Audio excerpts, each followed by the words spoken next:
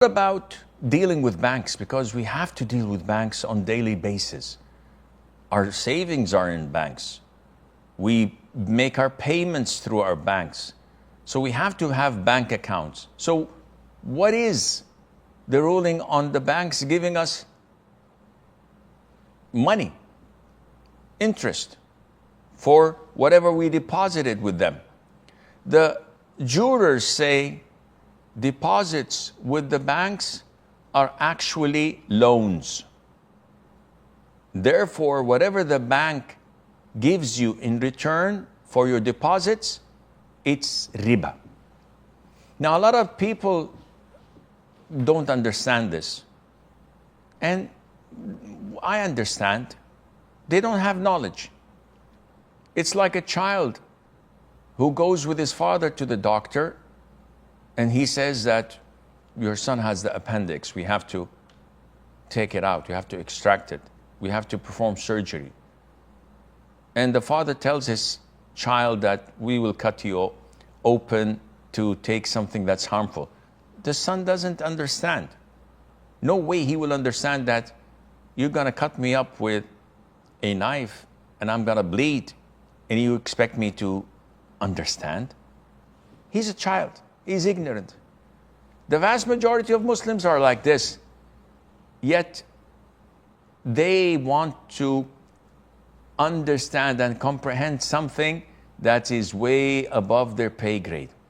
That's why we have scholars. But in a simplified way, when I put my money in the bank does not keep it for safekeeping in a deposit box, untouched. That would have been a deposit. It's called amana. So if someone comes to me and says, Sheikh Asim, I'd like you to keep this $1,000 with you until I come back from my travel next month. Okay. If I take the money and I keep it in my safe, if anything happens to my house, if a robber breaks in and steals it, if the house is burnt to the ground and the money is burnt, when the person comes back a month later and demands his wealth, I say, sorry, my house was burnt. Or a thief broke into my home and stole your money and my money.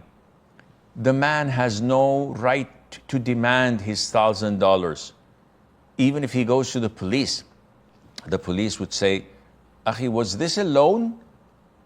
Or was it entrusted with him for safekeeping? This is the difference. He would say, no, it was entrusted with him. Said, there's no liability on him. When you go to the bank and give them $1,000 for deposit, they don't keep it for safekeeping. They put it with their other wealth and they use it. 80–90% of what they use it for is to lend it to other people with interest. So even if the whole branch is burnt to the ground or bank robbers come and sweep it clean, when you come tomorrow and I say, give me my $1,000, they'll get it from elsewhere and say, here it is. They won't say, we're sorry, we were robbed, the bank was burnt. So they are liable because they guarantee that they will deliver it back, which means it is not entrusted with them. Rather, it is a loan. And this is why, if it was entrusted with them, if they are considering you a partner, you should be having your share of the profit when they make profit. But if they make losses, if they built a building or built a factory and it went broke and they lost, you will share the loss. When you deposit $1,000, you don't lose a penny. It always grows, which means it's a loan and they're giving you interest on it. And such interests are haram and riba. هذا والله أعلم ونسبة العلم إليه أسلم وصلى الله وسلم وبارك على عبده ورسوله نبينا محمد.